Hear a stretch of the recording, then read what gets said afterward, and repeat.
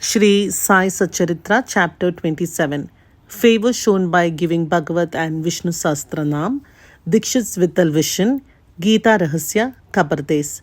This chapter describes how Sai Baba favored his devotees by granting them religious books after he had touched and consecrated them for Parayan, reading regularly, and certain other matters. Preliminary. When a man takes a plunge into sea, he gets the merit of bathing in all the tirthas and sacred rivers. Similarly, when a man takes refuge at the feet of the Sadguru, he gets the merit of bowing to the Trinity, that is Brahma, Vishnu and Mahesh, and also Parabrahma. Victory be unto Shri Sai, the wish-fulfilling tree and the ocean of knowledge, who gives us self-realization. O Sai, created us reverence for your stories. Let the readers and audience devour them with the same relish with which the chatak bird drinks the water from the clouds and becomes happy. While listening to your stories, let them and their families get all the true and pious emotions. Thus, let their bodies perspire. Let their eyes be full of tears. Let their breath be steady. Let their minds be composed. Let their hair stand on end. Let them cry, sob, and quiver. Let their hostilities vanish. When these things happen, this is a sign of the grace of the Guru dawning upon them. When these emotions grow in you, the Guru is most pleased and will certainly lead you on the path of self-realization. The best way, therefore, to get free from the shackles of Maya is a complete and wholehearted surrender to Baba. The Vedas cannot take you across the ocean of Maya. It is only the Sadguru who can do so and make you see the God in all creatures. Granting consecrated book. The various methods of imparting instructions followed by Baba have already been noticed in the previous chapters. In this, we shall deal with one aspect of it. It was the habit of some devotees to take to Baba some religious books of which they wanted to make a special study and to receive the same back from him after they were touched and consecrated by him. While reading such books daily, they felt that Baba was with them. Once Kaka Mahajani came to Shri with a copy of Ekanathi Bhagavat. Shama took this book to read in the masjid. There Baba took it from him, touched it, and turning some pages here and there, gave it back to Shama and asked him to keep it with him. When Shama said that it belonged to Kaka and had to be returned to him, "No," replied Baba.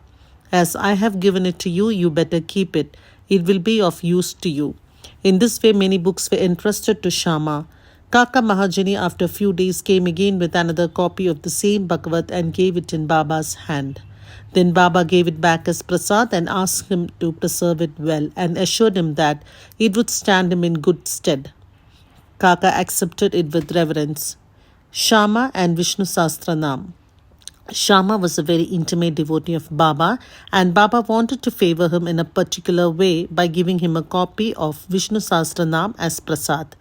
This was done in the following way. Once a Ramadasi, follower of the Saint Ramdas, came to Shri and stayed there for some time.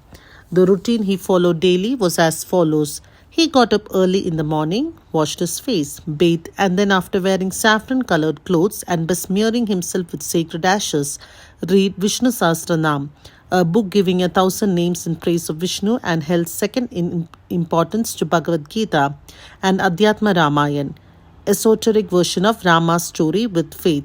He read these books very often. After some days, Baba thought of favoring and initiating Shama with Vishnu Sahasranam. He therefore called the Ramdasi to him and said to him that he was suffering from intense stomach pain, and unless he took Senna Pots, Sonamukhi, a mild purgative drug, the pain would not stop. So he should please go to the bazaar market and bring the drug. The Ramdasi closed his book and went to the bazaar. Then Baba came from his seat to Ramdasi's place of reading and took out the copy of Vishnu Sahasranam, and after coming back to his seat said to Shama, "Shama, this book is very valuable and efficacious, so I present it to you. You read it." Once I suffered intensely and my heart began to palpitate and my life was in danger. At that critical moment, I hugged this book to my heart, and then Shama, what a relief it gave me. I thought that Allah himself came down and saved me. So I give this to you. Read it slowly, little by little. Read daily one name at least, and it would do you good. Sharma replied that he did not want it and that the honor of it, the Ramdasi, who was a bad-tempered, obstinate and irritable fellow, would certainly pick up a quarrel with him. Besides being a rustic himself, he could not read distinctly the Sanskrit, Devanagari script text of the book. Sharma thought that Baba wanted to set him up against the Ramdasi by this act of his, but he had no idea what Baba felt for him. Baba must have thought to tie this necklace of Vishnu Sahasranam round the neck of Sharma, as he was an intimate devotee, though a rustic, and thus save him from the mysteries of worldly existence. The efficacy of God's name is well known. It saves us from all sins and bad tendencies, frees us from the cycle of births and deaths. There is no easier sadhana than this. It is the best purifier of our mind. It requires no paraphernalia and no restrictions. It is so easy and so effective. This sadhana Baba wanted Sharma to practice, though he did not crave for it. So Baba forced this on him. It is also reported that long ago, Eknath Maharaj similarly forced this Vishnu Sahasranam on a poor Brahmin neighbor and thus saved him. The reading and study of this Vishnu Sahasranam is a broad open way of purifying the mind, and hence Baba thrust this on his devotee, Sharma. The Ramadasi returned soon with the Senna pods. Anna Chinchanikar, who was then present and wanted to play the part of Narad, the celestial rishi who was well known for settling up confrontation between gods and demons and vice versa, informed him of what had happened. The Ramdasi at once flared up. He came out at once on Sharma with full fury. He said that it was Sharma who set Baba to send him away under the pretext of stomachache for bringing the medicine and thus took away the book. He began to scold and abuse Sharma and remarked that if the book was not returned, he would dash his head. Sharma calmly remonstrated with him, but in vain. Then Baba spoke kindly to him as follows. "O Ramdasi, what is the matter with you? Why are you so turbulent? Is not Sharma our boy? Why do you scold him unnecessarily? How is it that you are so quarrelsome? Can you not speak soft and tender words? You read these sacred books daily and still your mind is agitated and your passions uncontrolled. What sort of a Ramadasi are you? You ought to be indifferent to all things. Is it not strange that you should possess this book so strongly? A true Ramdasi should have no mamata attachment, but have samatha, equality towards all. You are now quarreling with Sharma for a mere book. Go take your seat. Books can be had in plenty with money, but not men. Think well and be considerate. What worth is your book? Sharma had no concern with it. I took it up myself and gave it to him. You know it by heart. I thought Sharma might read it and benefit thereby, and so I gave it to him." How sweet were these words of Baba, soft, tender and nectar-like. Their effect was wonderful. The Ramdasi calmed down and said to Sharma that he would take Pancharatni Gita in return. Sharma was much pleased and said, "Why one? I shall give 10 copies in return."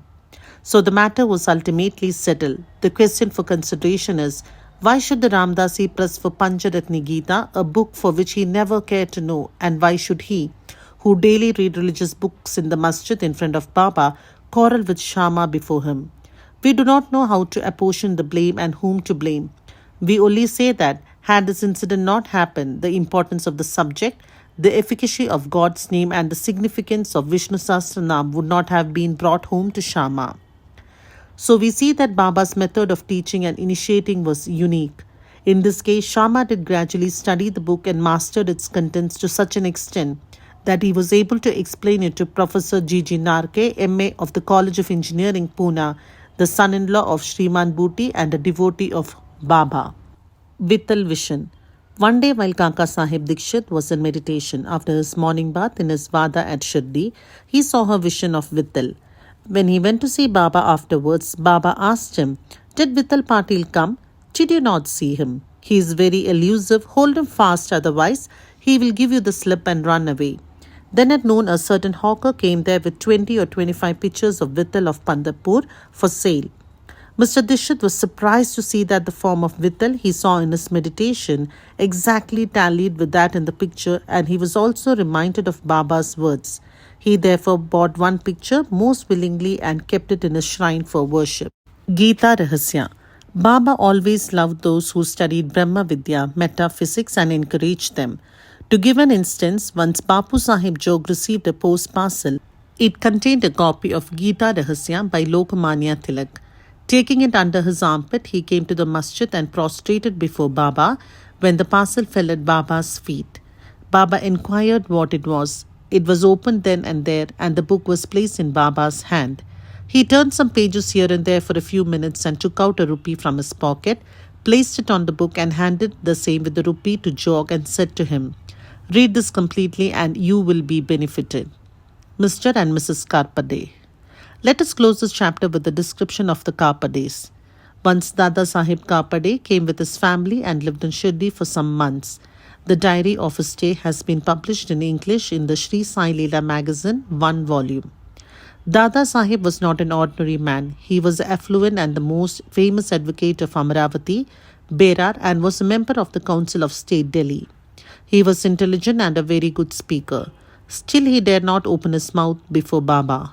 Most devotees spoke and argued with Baba off and on, but only 3, viz. Kapade, Nolkar and Booty, kept always silent. They were meek, modest, humble and good-natured. Dada Sahib, who was able to expound Panchadashi, well-known Sanskrit treatise on the Advait philosophy by the famous Vidyaranya, to others, uttered no word when he came to the masjid before Baba. A man, however learned he may be in Vedas, fades away before one who has realized Brahma and becomes one with it. Learning cannot stand before self-realization. Dada Sahib stayed for 4 months, but Mrs. Karpade stayed for 7. Both were highly pleased with their Shirdi stay. Mrs. Karpade was faithful and devout and loved Baba deeply.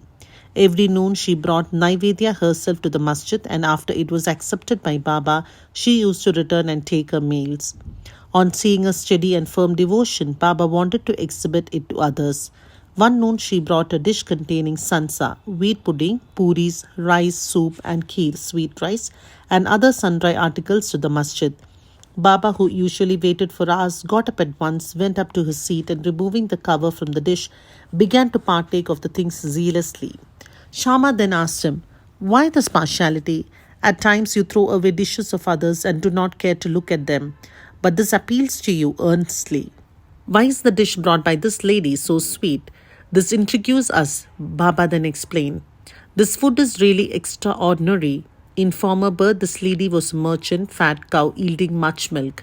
Then she disappeared and took birth in a gardener's family, then in a Kshatriya family and married a merchant.